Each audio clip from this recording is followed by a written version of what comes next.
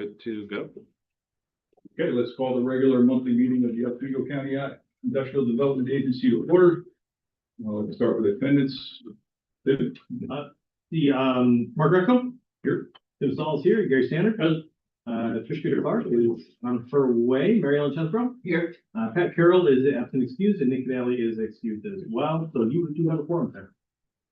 Thank you. Austin, would you introduce everyone else? Sure, I will introduce staff and guests. So here, staff, you have Austin Wheelock, IDA CEO, Kevin LaMontagne, IDA CFO.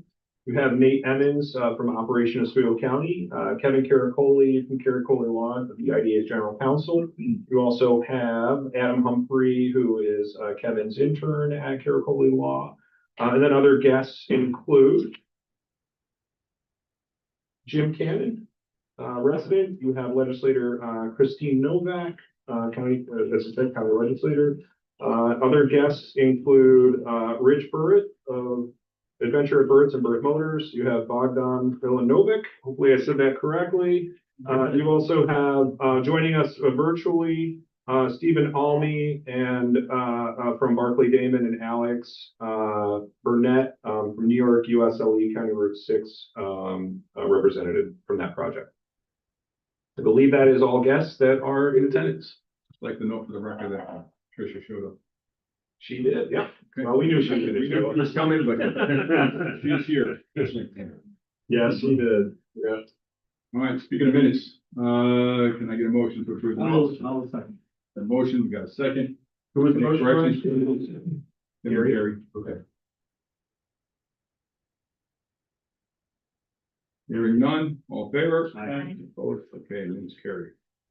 Let's move on to financial report.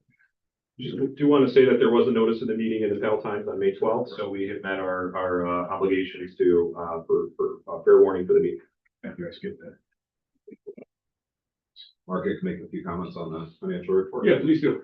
So we have in front of you the April 30th balance sheet and year-to-date income statement. We have 3 months left in our fiscal year, so we're down through 3 quarters.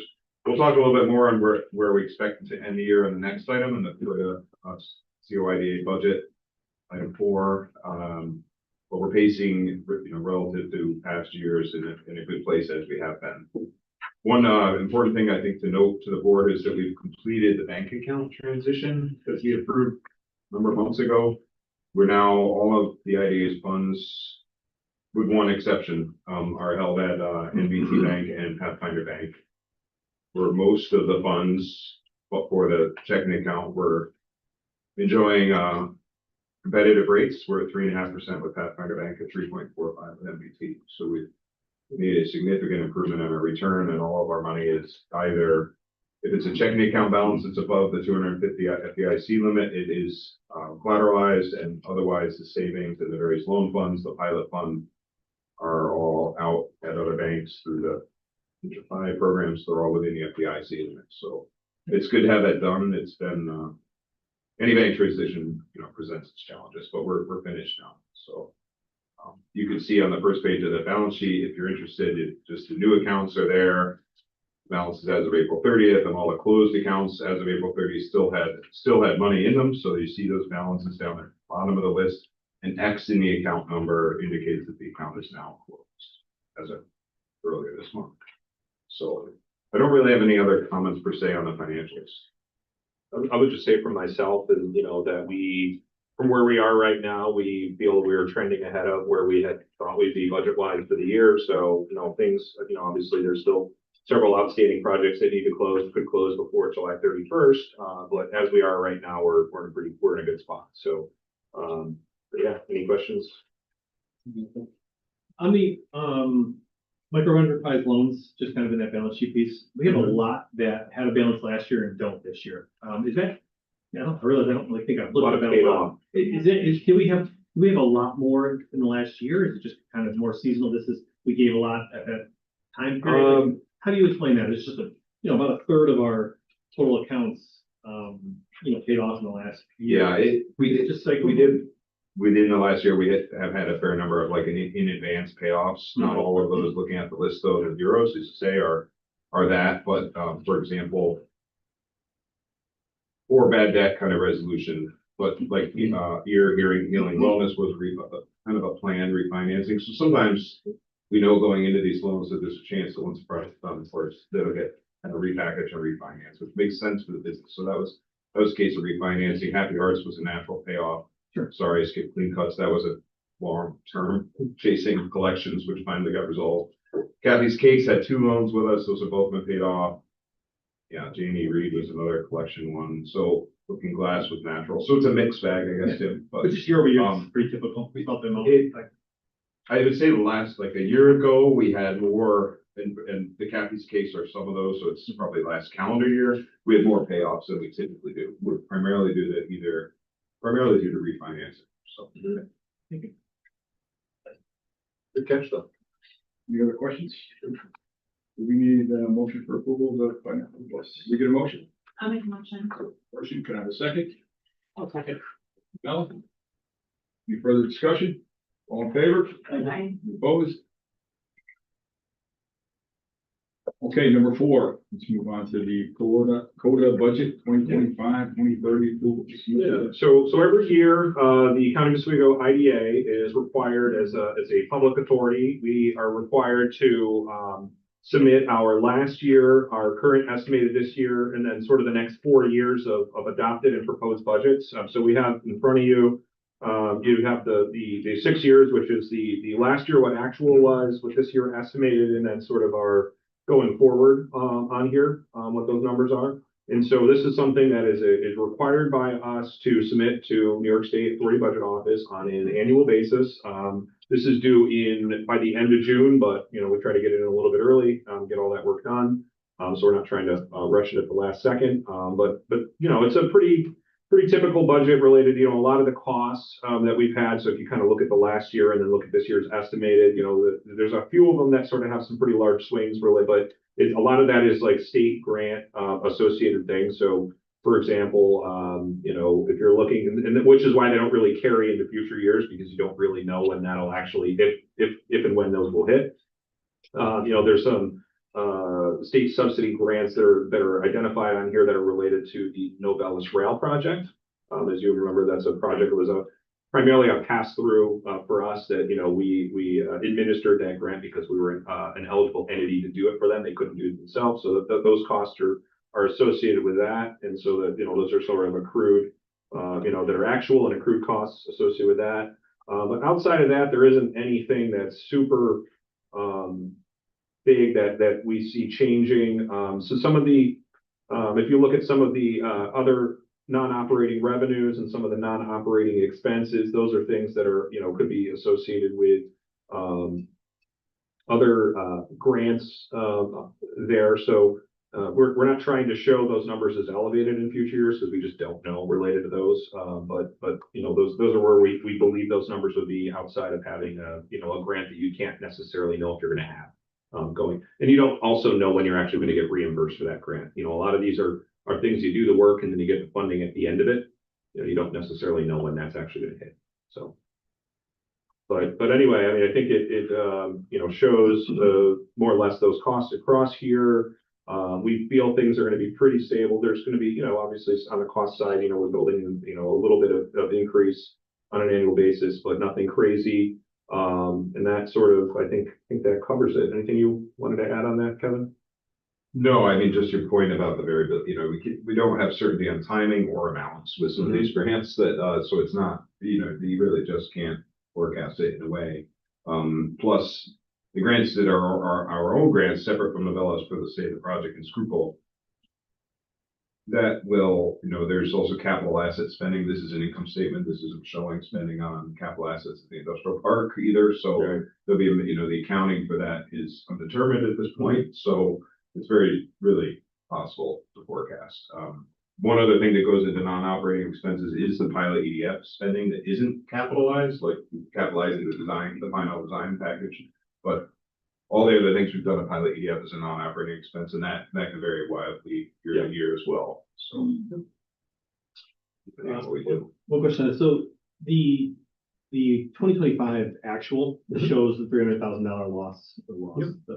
But that had to do mostly with the fact that we knew I don't want to say moved revenue from last year to this year, but we know that some of those closings and all those other things happen in 26 year. Yeah. But we don't really reflect that in our estimate for 26. We kind of estimate 26 Well, actually- as if we didn't take that into account, right? That actually was more related to significant sort of pilot EDF expenses that were taken in the year. Those were costs like, significant sort of, engineering and other design costs and things that we've been working on for years, and it just happened to be that's when a lot of those costs hit. So I don't, we don't anticipate you're gonna have those necessarily, every Right, year. but I don't think we're taking into account the estimate increase in revenue that we knew was coming for this year because of the timing. Should that have been taken into account here or no?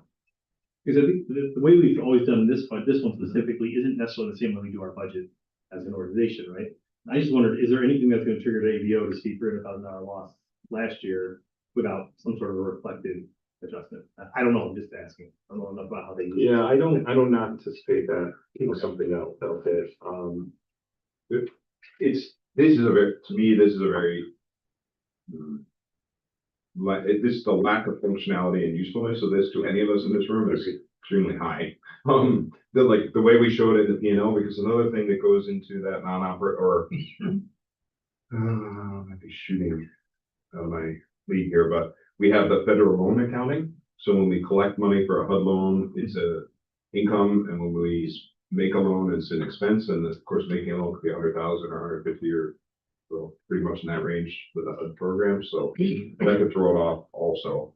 I mean, on an operating basis, so this includes all the I don't recall that figure for the full year, but we're basically at even last year. Yeah, I think we budget that way every Yeah, year. yeah. My group, honestly, Whatever if not for the 2025 column, Mhm.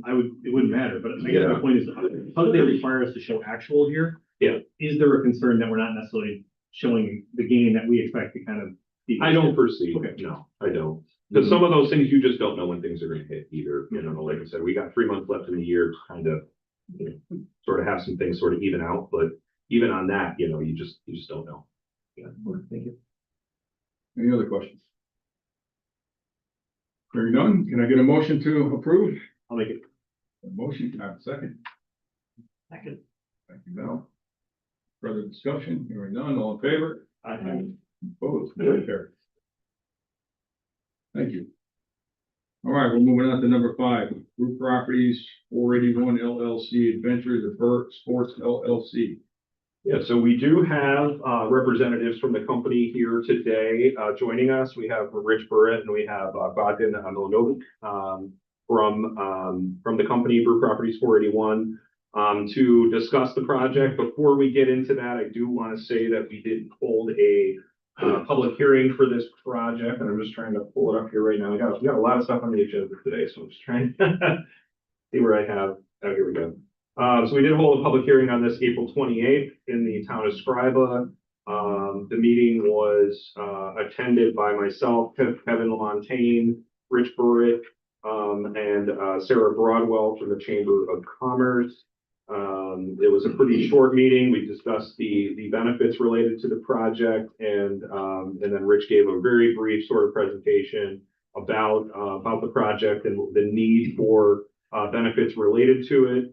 And which is all sort of captured in the minutes of the meeting, which everyone has access to. So I guess at this point, we've gone through, and then earlier this month, the project received site plan approval from the town of Scriba. That was sort of what we were waiting on at this point. I think that was at the May 13th meeting that was received. Which is why the meeting had sort of just been, originally we were anticipating this being on the April agenda for potential final approvals. But we are required to get those local approvals first. So that's why we're here today to talk about it. But so you do have seeker inducement pilot and final approving resolution on the table if the board has the information that they need to make that decision. At this point, I'm gonna ask Rich to come up and kind of talk about the project a little bit more and then answer any questions from the board. Oh, thanks for having me. Absolutely. As far as the project itself, I think everybody's pretty familiar with the project and the need for a project like this in our community. It's a re-establish something that. Rich, let me, sorry, just for any of the guests that are here, because they don't have the agenda in front of them. So just before we get into it, we're talking about Brew Properties 41 LLC, doing business as Adventure Bird Sports LLC related to an indoor sport complex for the town of Scribe. Sorry. Right. Yes, we're basically where there was a dome previously, we're looking to erect a 124,000 square foot thereabout building right where the existing dome was. And we can all see the need in our community, at really infant stages to have this, in our area, both from the school district standpoint as well as to the community. And it's hard to, substantiate the investment because, it is a big investment for what the income streams are. So really looking for assistance to make it not just grow, but to make it sustainable over a period of time. So it's the hardest part. So, and, typically there's a lot of non-for-profits that really develop this, and it's really subsidized in many different areas. So private venture, it takes a lot of creativity, and it takes a lot to put that together. So we put together a package that isn't just about soccer, isn't just about any given sport, where it really can facilitate all sports at high levels. So this will create, its own self-sustainable infrastructure where people will come from all over, both for our local community, which is very important, but we see people in some leagues that we're running right now. We had just doing some outdoor practice there and getting some people acclimated. But out of there, about 80% of the kids were from out of the area, just driving over 100 miles and between 50 and 100 miles to get this high level of training. So we're really, we want to make it affordable, okay? Because here for our local community, you can't just have a high level of training and outprice it for all the community that's there. But we do also have to understand that it's going to take money to make this investment, happen. So, so it's very important to the first early stages as we have this capital investment working with building manufacturers now. It's really important for these first 5, 10, 15, 20 years to make it where, the expenses can slowly, increase as we build that base, so it's basically all sports, and we're really connecting both the sports as well as the livelihood. Being a young father and having 3 kids, I see parents and kids crossing each other all the time, and they can't be in the same place. So we're looking to have a system where all the kids and parents collectively go to one spot to be able to facilitate all sports, whether it's jujitsu or dance or basketball, pickleball. So there's a golf, so there's a wellness center. And with the recent, back when all of us were younger, we were drinking all the Kool-Aid and the Sunny D, and we weren't paying attention to, our bodies the way that people are now. And so I think this gives a place where the community can embrace together to be at one place where all these things can happen, but we have to make it affordable. We have to make it sustainable. And being a business owner myself, I believe in creating a business, not just a non-for-profit that's going to just, leverage, all of, all these breaks. I want to create a business that can create tax revenue, and tourism, and give people a reason to want to bring their communities to both live in Oswego County, in our local areas, but also to be able to thrive and have their children just get better at what they do and what they're passionate with. So we wanted, so we're developing a for-profit business that pays tax, that pays property tax. Proposed pilot agreement's different than a property tax, but you would be making a payment and not have it be a 100% tax-free property. Correct. So the proposal that we have, I feel is put together of what the business can substantiate, still grow, but still make the project achievable. And within that, I believe that, it'll increase the current base that's there now, that's been sitting for 22 years. So this will be, and I think you have the numbers in front of you. I don't have it speaking, but it's a sizable. It's at 4 times, I think. Yeah, I think that the average payment would be about 4 times what the current payment is. Yeah. So over that period of time, it is an increased revenue, and it's also there's going to be some sales tax generated, and I think the economic and impact it's gonna have on the community and tourism will, I think, substantiates the request. So I can, prior to having any questions for Rich, probably good to go through the cost benefit analysis of the project for everybody and just to better understand, so we can ask any questions related to that. So as the project has been described to us, it is a $3.7 million project to develop an indoor sports complex at the approximately 27.8 acre site of the former enclosed athletic dome at 80 Dutch Ridge Road in the town of Scriba. Project includes an acquisition, renovation, and construction of the project. That at the end of it is going to be approximately 129,392 square feet. Project will provide year-round indoor space for multiple sporting events, training, and other activities. Project will create 16 new full-time and 13 new part-time jobs with total annual payroll exceeding $700,000 once completed. Let's see here. What is being requested of the IDA is a sale leaseback transaction, which includes a pilot agreement, sales tax exemption, mortgage reporting tax exemption. The impact of the project would be the refurbishment of an existing, and it says underutilized former athletic facility, but I will say the only thing that's been utilized has been the 9,000 square feet that's there. It would be actually rebuilding a former athletic facility. Would draw athletic competitions and events that will bring significant overnight visitors to Oswego County, supporting tourism in the hospitality industry, a targeted industry cluster in Oswego County. It would support the existing Oswego County scholastic and community athletic programs with an indoor facility for coaching, training, and competition located within the county. After I get done, Rich, I mean, you could talk about where the closest facility like this is, and that people that are here are having to drive, upwards of an hour to go to facilities like this. Actually, maybe even further than an hour. As we said before, 16 new full-time, 13 new part-time jobs. And then with an estimated pilot revenue of, and actually I'll correct myself here, the estimated annual average pilot payment of $18,750 versus the current tax of $5,271. So it is over 3 times, it's not 4 times what the current payments are. The real property tax exemption, $53,122. The mortgage tax exemption of $27,750. The sales tax exemption of $248,000. These are numbers that are all in the application related to costs identified in there. The project is seeking a 20-year pilot agreement, which is a deviation from it's a deviation from a uniform tax exempt policy for a non-manufacturing project. But as Rich said, this is a project that does not have any other it does not have any state assistance or anything else to help make it more affordable. He's doing this on his own and with the assistance of the IDA, or potential assistance of the IDA.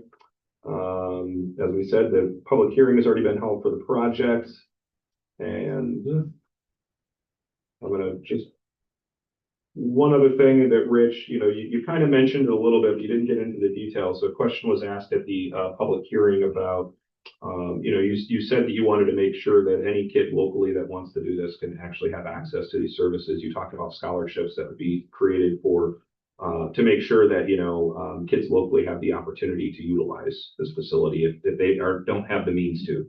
As you said, you're trying to make it affordable. Can you talk a little more about that? Well, the affordability piece is huge. And to get back to the purpose, the purpose isn't to make a lot of money. It's to create a sustainable operation that has high quality training, and our passion behind it. And I don't want to say partnering, but partnering with the Dunsmore Foundation and carrying their vision forward of creating an affordable place for people to go to that want serious training. So our qualifications are, we don't want them to be just income level. We don't want them to be income level. We want them to be serious about training, because people that aren't won't fit the program, because we want that to spread in a good way. So people that are serious about getting better at what they are, we're going to make sure that we can make it competitively priced and affordable.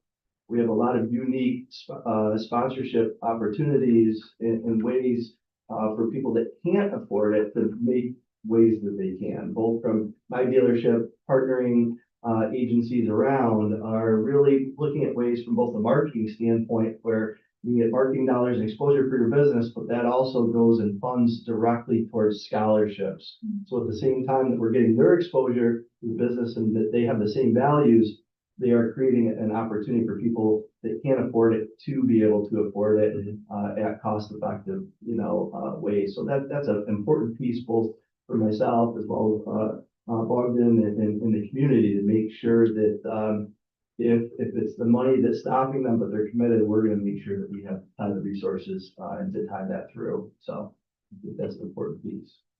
Okay. And, one of the other things that's important about this project is that you've identified that there was really no facilities like this in Oswego County.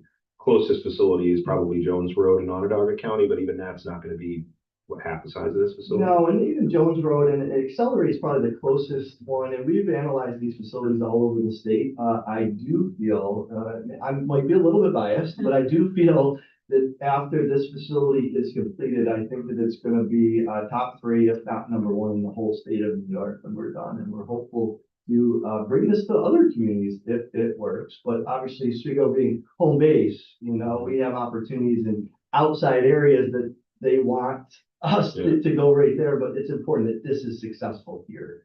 This is where our heart is and our home is. And so we looked at these other places, and it's a far travel, but they're very kind of one-sided, one-dimensional. Jones Road, very heavily soccer. Yes, they do a couple of other things, but the tie-in the tourism and the amount of sports and both appearing to all ages. So our starts at 5 and goes in all ages up to 100 from a wellness standpoint. In pickleball, there'll be 11 pickleball courts in there. There's saunas that are in their wellness gyms, training, hands-on training that's incorporated for people that don't have those resources. We're going to maximize those so everybody has those really at one spot. So all of those spots, we've tried to learn from all those different organizations, and I think this is kind of bringing it home. So it's an interesting way to, because basically we got to keep this thing busy from 7 in the morning till 10 at night or 11 at night. So we're really setting up a system that appears to all ages, and hopefully that's where I think our differentiation point is as well. I think it's great. Good motion. I noticed like when we go to the Y, sometimes they have like a babysitting area, childcare. So that adults can go there, and they got a couple kids that they can do their thing while the kids are there. Yes. Yes, very important. We have childcare. We're going to have basically a wellness center, but also almost like a Dave and Buster's where it's just simulators all over, but it creates activity. So it's not just screen time. Yeah. It's going to be heavily tech focused where there's interactive points all over, but it's going to bring tech to movement and wellness. So it's kind of bring all those things home without people just kind of, sitting in front of the screen to get screen time. And then there's a lot of educational components, awareness that we're going to bring top of mind. So it gets them to want to be there. So the whole thing is to get them to want to be there as much as possible and then encourage their parents and friends to do the same. Rich, what's your timeline for the project? Obviously, when you want to get started, but when do you think you'll be completed? Next, we're going to be started this year. Okay, is the goal, working with building manufacturers to get that. Obviously I need to make sure that we have the support to make this sustainable so we can make that final commitment. The community has been, with open arms with this project. There's, I haven't heard really any level of restriction for there, but, so mostly there's lots of stages to this project, but the majority of we expect the building to be enclosed and erected and hopefully at least start getting people in there hopefully by February or March is what it's targeted at right now with my current contractor to get it sealed in and tight. And then we're going to then just keep building that from there, and it will trickle into the end of next year before the weight facility, wellness, but we hope to have people running and playing in this the early part of next year. And I was not at the town of Scriba planning board meetings, but Kevin, I guess what was sort of the town's position on the project? Well received. The town has history with this particular site. It was developed in the late 1990s as the Dome facility, as Rich mentioned, for a host of reasons, not the least of which was the elements. It didn't work out, and it's kind of just sat really underutilized and unutilized for a number of years. Dunsmore family, picked it up and sustained it and, brought it up to this point. Now Rich is taking it to the next level with the Dunsmore support and encouragement. They were at the meeting, fully support this. There was no opposition. So it got a very clean review from the county. It's really taking a project that had gone through environmental review, albeit 30+ years ago, but really the topography, geology hasn't changed in that time period. So it was a pretty clean environmental review. Negative declaration was issued. That's all been communicated to the IDA. As part of the seeker resolution, you'd be concurring with the determination made by the planning board, which again was a negative declaration. Yeah, it was very well received. Just the last thing I'll share, because this was a uniform tax exempt policy project. I mean, obviously, you always provide the taxing authorities notice when we're talking about public hearing, but because there is a UTEP deviation, we also are required to send a deviation letter with the proposed pilot agreement to the taxing authorities. To my knowledge, and Kevin, correct me if I'm wrong, none of the taxing authorities had any issues or No, we haven't had any feedback. posed no concerns related to what has been proposed. And so it went to the Oswego School District, it went to the town of Scriven, it went to County of Oswego, Chairman of the Legislature. So then not to discredit the project and the amount of square footage that you have, but are you have any kind of like phase 2 or 3 about what else you can do there? Yeah, it's a good question. Obviously, we're limited because of the ridge that's on the other side, but we want to create that. We're looking at everything that we can get as many people acclimated and involved with the project, both for parents. So, we're looking to do some hiking trails in the back, maybe sledding. We were looking at potential acquisition of other properties to create some more outdoor fields. There's some fields that are out there now, so we're going to hopefully redevelop them. They've been loosely maintained, they've been working for scrimmage.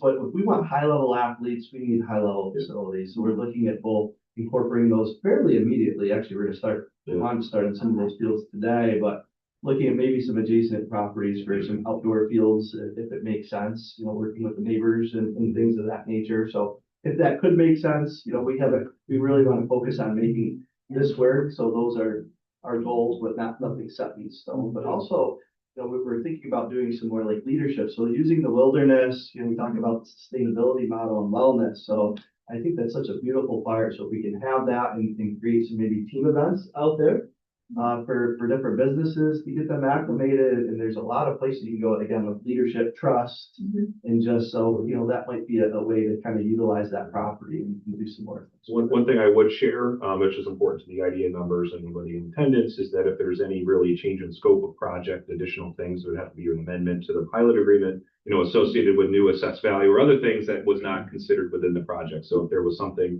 there would have to, unless it's off-site and not part of the boundary of the Yeah, project. that's outside of the scope. Correct. That's just a future visionary thing of what could be. I just want to put it out there to say that, obviously, By speaking out. the benefits are related to what has been identified and, I know that you're gonna put a hockey rink out there.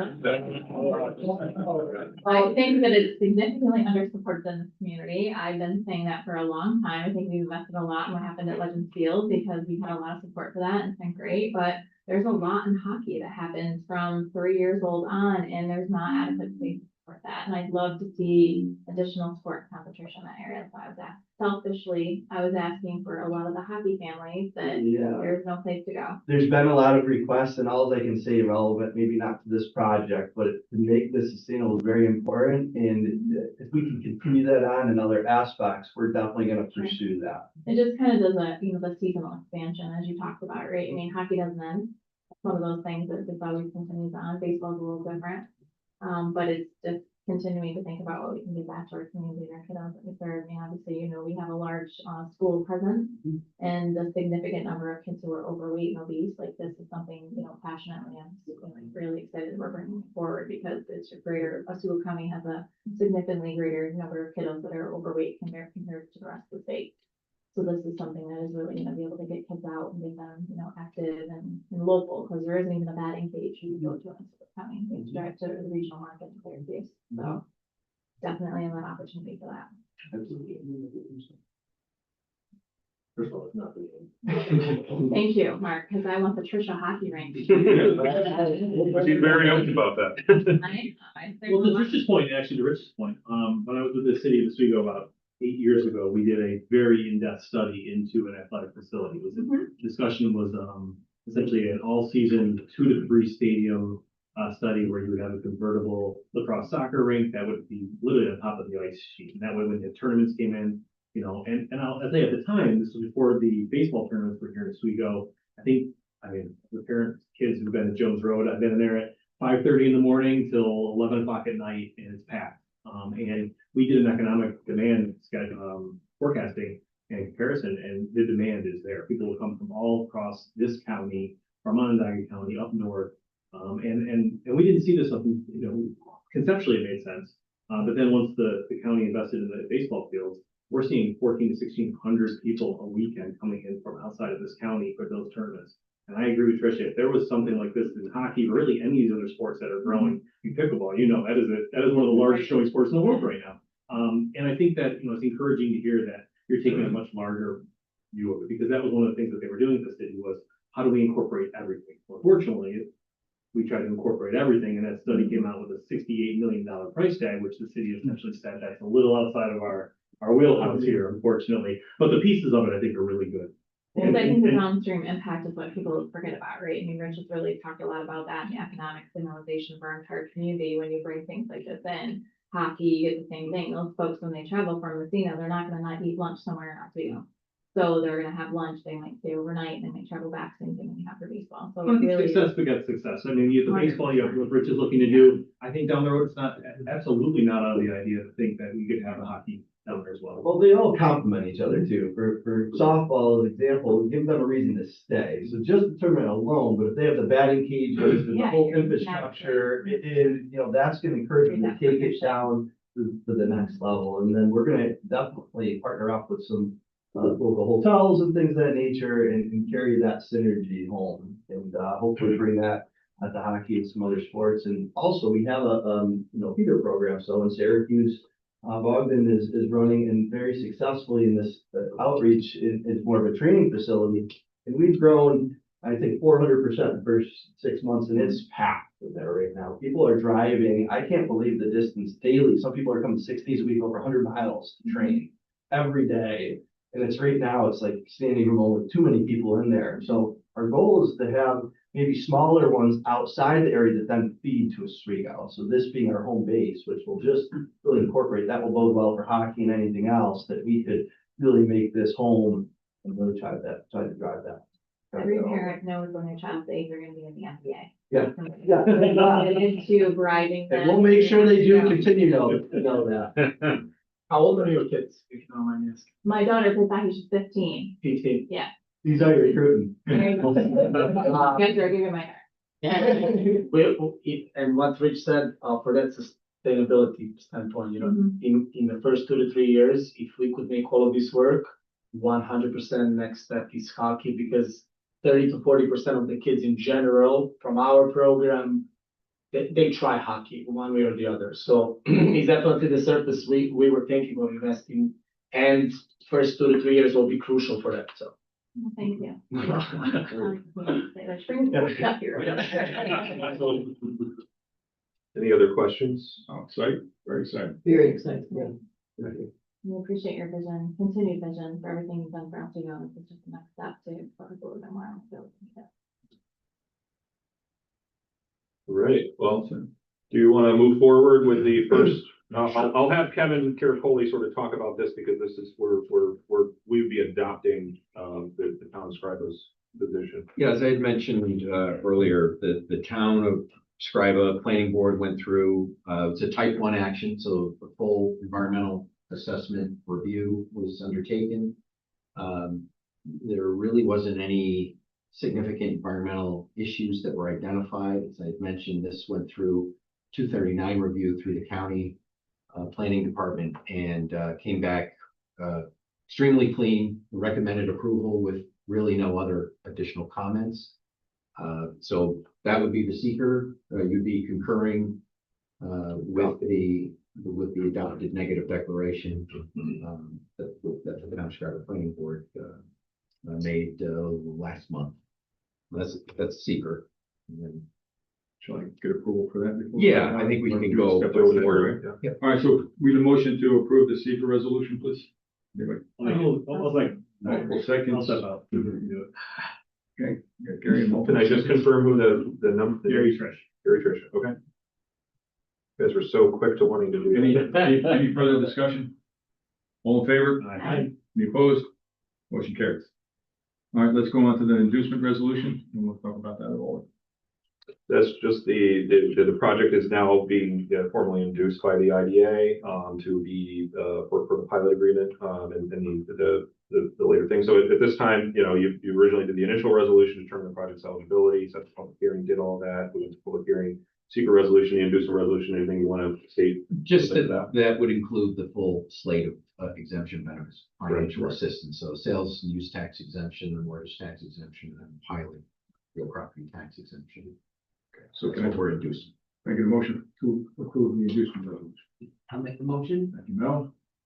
I'll second that. Ms. Stoll seconds. Any further discussion, questions? All in favor? Aye. Any opposed? Motion carries. Moving on to the pilot resolution. As we said before, that this is a UTEP from our typical non-manufacturing for a 20-year schedule with fixed payments related to it. Those payments would average over the life of that pilot $18,750 per year. And so this resolution is pretty much locking in what those numbers are related to it. Just to clarify, it's a deviation from a UTEP. Deviation from the UTEP, correct? Yep. Understood. All right, can I get a motion for the pilot resolution? I'll make a motion. Trish, second. I'll second. Mel seconds. Any further discussion, questions? All in favor? Aye. Any opposed? Hearing none. Motion carries. All right, now we just need the final approval resolution. Is there anything- Nothing else really to Talk say about? on All right, that, so yeah. just the overall final resolution. Okay. All right, Thank you. Tim, second. Gary, thank you. Any further discussion? Hearing none, all in favor? Aye. Any opposed? Hearing none, motion carries. Okay, congratulations. Good Thank luck. you. Wish you the best. Oh, appreciate Can't wait to that. see it. All right. Hey, I Next appreciate all month your is support. the TPC ice arena. That's right. We're working on more than what you know. Yeah, yeah, stay well, appreciate it. Thank you very much. You gotta get back on this track here. We're Yeah, understand. Okay, All right. moving on to number 6. Nick would already been done. All right, New York USLE Counties Road 6. Yeah, One so LLC. Okay, let's go on to that. do we want to have just a presentation of the project before we get into the waiver request? Probably want to do that. So, Sure. uh, Okay, go ahead. so we do have joining us virtually, we have representatives from the company. I know we have Alex Burnett and from the company, and we have Stephen from Barclay Damon Law Firm. I do want to say that, you know, with Barclay Damon, we're representing the IDA related to special counsel related to pilot agreements, and Barclay Damon representing the company on this side. We've notified them that there's a requirement for a conflict waiver. You know, so we'll get to that afterward, but I just want to make that distinction going in. And then I will turn it over to Stephen and Alex to talk about the project. Thank you, Kevin. Yeah, as you said, this is Stephen Almy. I'm an attorney at Barclay Damon. We represent USLE with regards to this solar project. It's a 3 megawatt AC community solar project in the town of New Haven. And the town has issued a building permit. I believe that was issued on April 15th, 2026. As part of the building permit, the USLE also filed a decommissioning plan as well as entered into a host community agreement with the town. Those were all included in our application as exhibits. I believe the decommissioning plan was exhibit 5 and the host community agreement was exhibit 6. The town was represented by council. Throughout the process, there was no significant public opposition to the project. The town also had its own engineer review the site plan. It was a fairly uneventful permitting process. And as attached as exhibit 1 to our application is the resolution granting the special use permit and site plan approval. And like I said, they filed a decommissioning plan and an HEA. So what USLE is seeking here is pretty consistent, is actually entirely consistent with the Solar Generation and Battery Energy Storage System Financial Assistance Policy dated March 23rd, 2026. They're seeking a 20-year pilot agreement in the amount of $7,000 per megawatt with a 2% escalator, as well as a sales tax exemption based on projected costs of $6,941,340 for an exemption amount of $555,307.20. And like Kevin said, Alex Burnett is here. He's been involved with the project and has been involved with the process of getting it approved in the town of New Haven. And if you have any further questions, he's here and willing to answer any questions.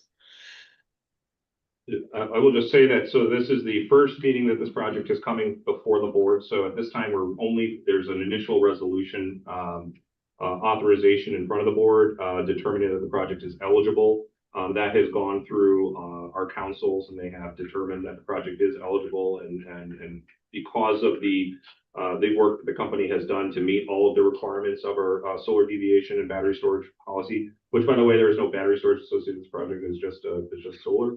That we can move forward with, that it is eligible to pursue financial assistance through the IDA. So this time, all we're doing is that we're doing an initial resolution that the project is eligible and setting a public hearing to take place in the community. So you do not have a cost benefit analysis in front of you at this time related to the project, because we're a little ahead of that.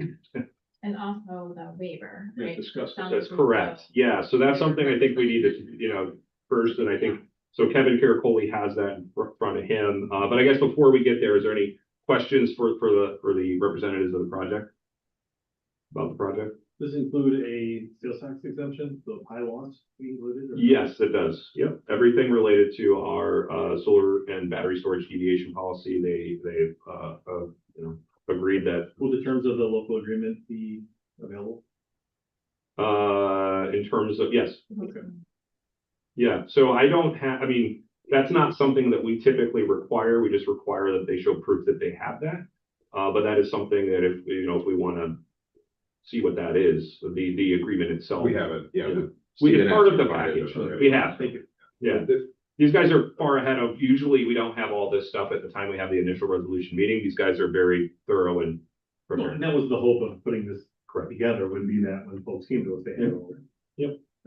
How large? How many acres? I'll defer to Alex on that. Yeah, so the total kind of fence line of the project, so the main area of the project is 12.8 acres. The overall with road included leading up to the array is 16.6 acres. That includes, offsets to anything and all that. And to be understanding, obviously, we're ahead of ourselves in having this conversation, but the pilot would only apply to inside the fence. Inside the fence. Anything outside of that would be a courtesy split that the property owner, be it the company or if they're leasing it, that, they would be responsible for all tax associated with that. Are they leasing it, or is there more to do? Good question. It's a lease. Can you guys answer if this is a lease or an ownership? Yeah, this is a lease agreement with the current property owners. What is the timeline for this project? We received our building permit, like Steve mentioned, in mid-April. We are waiting on a couple of permits to get closed out with the DEC. And once that happens, we'll be able to continue on with construction activities. Ideally, this would get done by the end of the year, but with, as construction goes, that could definitely bleed into early next year. And what do you guys do related to, for labor for projects like this? Do you guys have local crews work on projects? Like, how do you guys foresee that moving forward? I think the preference is as much as we can, we would contract local labor. Obviously, that's going to be contracted through our general contractor for the project. There is a lot of very, niche skilled labor involved in these types of projects. So some things there just isn't the availability in the county. But you know, as much as we can, we definitely source that locally as that just keeps costs pretty kind of stable and in the realm of what we're looking for. So as much as we can. Also, are we at a step where they would know the interconnect piece of it yet, or is that later on? I think that they know that part. Do you guys know, I mean, have you already been approved by National Grid for interconnect? Yes, that's correct. Yep. You have further questions about that, or? Well, my understanding was that interconnect process has been slowed to a crawl. It's encouraging that a project that somewhat sounds like new in the process, because this is our first time seeing it, has already got their interconnect agreement. I don't know if it's new, I mean, usually we're near the end when we find out on some of these projects because they want to make sure they have all those other things before they come to the IDA and start incurring costs. So, how long is this project? I guess that is a good question in terms of they would have had to been in the queue for a while for a project like this. Yes, this project's been technically been in the queue since 21. That though is a lot longer than it necessarily should be. We were in a holding pattern with National Grid. People, because of that holding pattern, other people in the queue dropped out, and then we were kind of up next, and it worked out for us. So then our, I guess, real clock or real approval of when things kind of stabilized and the current conditions came to light was fall of 24. Do you have any other projects in Oswego County currently? Yes, we have a completed one also in town of New Haven on State Route 104. Actually, probably about half mile to a mile west of the town of New Haven town buildings, and that was, I believe, permitted and completed in 22, maybe bled into 23 a little bit. The project could also seek IDA benefits at the time. Any other questions? Okay, let's move on to the waiver discussion. Yes, so the Barclay Damon has requested the agency's consideration for granting a waiver to permit them to serve as counsel for the company as well as special counsel for the agency, which, you know, under the laws of the rules of professional responsibility presents conflict. Those conflicts can be waived with the client's consent. I believe the company's already consented to this, so the agency is now being asked to consider this waiver. This is not the first time this request has been made. Had a number of projects that Barclay Damon has served as special counsel, and conversely, I've had conflicts that I've come to this board for as well. I've looked at this. I have no problem, no reservations about recommending the waiver. I'll continue to be involved as I generally am as general counsel. We have a very good working relationship. There is a separation of attorneys. It's not the same attorney handling the special counsel details, Amanda Fitzgerald, and then Steve or any of his colleagues. There will be separation there. The work is primarily transactional, not a ton of discretion involved. I mean, you're following the statute and putting the paperwork together. So again, I don't have reservations, but I'm happy to answer any questions. Did Barclay Damon represent them on their prior project? I believe they did. Yes? And I see no reason we shouldn't approve That's it. fine. Already got it, okay. And the other thing I think that's important is that we have a policy that it spells out exactly what the things are, so they're not helping them to negotiate something above and beyond what we would typically do for a project. They're following the letters of everything that we would do for any other project. Hence the reason for policy. Okay, if there's no further questions, can I get a motion to approve the Barclay Damon conflict waiver request? I'll make a motion. Got a motion by Trish, make a second. One second. A second by Nell. Any further discussion? Aye. Hearing none, all in favor? Aye. There somewhere. Any opposed? Hearing none, motion's approved. Okay, the initial resolution. Can I get a motion to approve the initial resolution? Ms. Stahl, can I get a second? Aye. Eric, thank you. Any further discussion on the initial resolution? Hearing none, all in favor? Aye.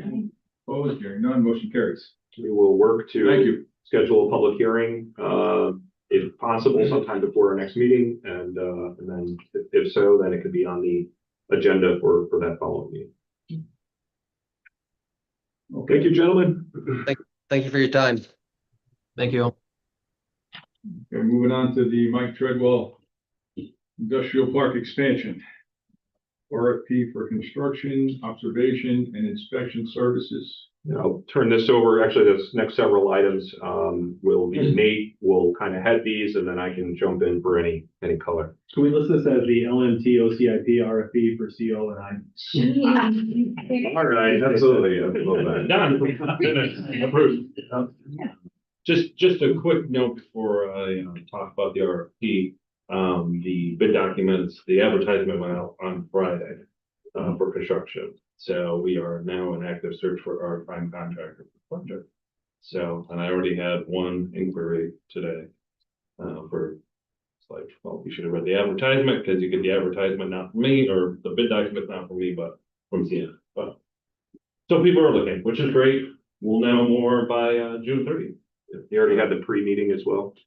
Pre-meeting a couple weeks. So pre-meeting is kind of halfway through the advertisement period, not mandatory. And then June 30th, we will meet actually right in this room to open up the sealed bids and make a selection. We are moving along. Talking about CNS, so we've discussed this before. Because of the nature of the building of this road and that it is a county DOT, a county, it will eventually be a county road. There is a requirement for full-time inspection services related to the project on this as this part. A little kind of setback in time, but CNS proposed their master services agreement. This section actually was referenced in their master service agreement as task number 8. So last time you approved what it would have been task number 7 with the grant administration services and contract administration services. This is technically task number 8. When they originally put the master services agreement together, they only put it as half-time services. But since then, we've had to, given the determination of the type of road this is now moved to a requirement for full-time services. And so, given the amount that we anticipate the services costing, we felt as though that this sort of expanded beyond the professional services scope that we possibly could have used as an IDA to just simply award this to CNS, and decided to move this to more of an RFP type process. And we have notified CNS of that, that this is where we're heading towards. So what we're asking for is a request and an authorization to put these services out for RFP for bid. And I can walk you through what that entails if you'd like in terms of the type of services, but this is really during the construction period. This is for somebody to be there all the time, actually inspecting the work in real time as it goes along. So this is somebody literally sitting in a trailer. And every day when the contractors come on site, they're meeting up with them and they're walking through what's the next phase of what's happening here and inspecting the work as it goes along. Good. And you're including photos, daily photos. Yeah, daily there's all of reports. that. There's logbooks, there's all of those sorts of pieces of information that are attached to Now, you it. said this is gonna become a county road. It is, yes. It is. So does the county involved at all in the inspection to make sure? It's up to It's a specs? coordinated effort with county, Okay. DOT, and they will eventually need to sign off on it. We also had to get county to actually approve of the plan that was put together for it, which has gone through their process, and they've no issues related to that. They were happy with everything that's been provided today. As long as we've touched base. Okay. Yeah. Which is similar process to the previous. The previous well, one. correct. Yeah. Right, well, the existing industrial park loop is called County Route 59, so Yeah. this would probably become then 59B or something like that, so. And we also, I believe, talked about this last month, that the cost of this would be covered through the grant funds, right? Absolutely, Yeah. yeah. So, I will say, we do appreciate, I know the board has asked in the past as well, putting it out to RFP, but just kind of giving it to the vendor. I think it all believe CNS has done an excellent job. Yeah. I think it's important, Yeah. so appreciate it. And they fully understand the need that we have here. Did you mention the approximate estimated cost? Is that We did. We were trying to keep that, well, You know, it's in the six figures, right? So Yeah. when you have a cost like that, that Right. really kind of gets up there. Right. You know, I think it's just wise, for us, just in general, to go up to RFP. And we're also looking for opportunities for MWBD firms to be able to, you know, to have an opportunity, on this project as well. Does it have a 30% MWD requirement? The entire project, yes. They have Okay. a 30% and a 6%. The Empire State Development, which is $8.1 million of the funds, has told us that 30% of $8.1 million has to be spent with MWB firms. So I don't have the exact math off the top of my head, but whatever that is, It's 2.7. 2.7 million, I believe. So. Okay, All let's, any other questions? All right, so let's move on with this, all right? We need authorization. Can I get a motion to authorize the RFP for construction and inspection? I'll second. Motion, we got a second, Gary and Mel. Any further discussion? Hearing none, all in favor? Aye. Any opposed? Motion carries. All right, let's Thank move you. on. Trying to pick up the pace here. Yeah, so Tortrax has come before, or has asked the IDA to submit on their behalf. Could you just give a little, back up a little bit, who Tortrax is, what site we're talking about? Yeah, absolutely. So Tortrax, the owner of the LLC is Mike Tormey. And Tortrax is the entity that now owns the Addis side of the former, or of that Miller Brewery property, as well as the entire rail yard that's associated with the property. And so they came across a grant opportunity that they're asking us to partner with them on. The grant opportunity from the Department of Transportation. It's a federal grant through the Railroad Administration. And they are looking to rehabilitate much of their track that's at the facility itself. As you can probably imagine, over time, it's just deteriorated, hasn't been heavily used in quite some time. And there's just certainly pieces of that track that need replacement, railroad ties then need to be replaced, so on and so forth. And so, as we did with Novelis with the state DOT grant, a lot of times these grants, private entities can't not go and actually apply for the dollars. They need state partners to do that. And the IDA is certainly the eligible entity that could partner with them. So they met with Austin and myself a few times to kind of walk us through this. They are working with a consultant as well that has done these types of grants. On top of that, most recently, I believe with Seneca County, he did a grant agreement and opportunity with them. Seneca County IDA. The Seneca County IDA, yep. And so they're asking us to be a partner with them in helping them submit for this application. So what they're asking us to do is they will handle all the grant administration side of this, meaning Tortrax, including reporting, milestone tracking, and coordination with US DOT. And they would work directly with us for all the documents that we would need to file on their behalf with DOT as we would go along with us. They also have indicated as part of the proposal that if we incur any expenses related to accounting, auditing, administrative review related to compliance items, that those expenses would be directly billed to Tortrax. So we would be covered on the grant administration side of this for our costs, and they have included a number within their proposed financials for grant administration. There's tight turnaround with this. The application is due by June 22nd. So very, very tight turnaround. But again, they have a grant consultant that's actually working on this grant on their behalf and would be supplying us the information that we need to be able to actually submit it. So the lift, on my estimation, it's not a very heavy lift, but a lift nonetheless. And obviously, we're putting them out there being the grant, the applicant for this. So what's the amount that they're requesting? They're requesting, well, the overall project is they're asking $1.7 million, it looks like, with a $342,000 match from Tortrax for it. So, yeah, there's a spreadsheet. Yeah, at the bottom. Yeah, yeah. So they have have a subtotal, they have a grant administration, that's $130,000 they included with in the grant application. In part to offset any costs that we have, contingency with a total grant of 1.7. Okay, so for the sake of expediency, I think we can all get behind this. It's no cost to the IDA. We're just, jumping on the team here to help the guy out. I That's just great want to, track record. well, I do just want to, well, no pun intended. Didn't even mean there- it. The vision of the owner of the site, Mike Tormey, and his family is that the best and highest use, at least of the ethanol plant side of it, is for industrial, agricultural industrial use. So similar, there is a significant amount of dollars there and invested in an ethanol plant. There's a malt house. There's all these assets there, and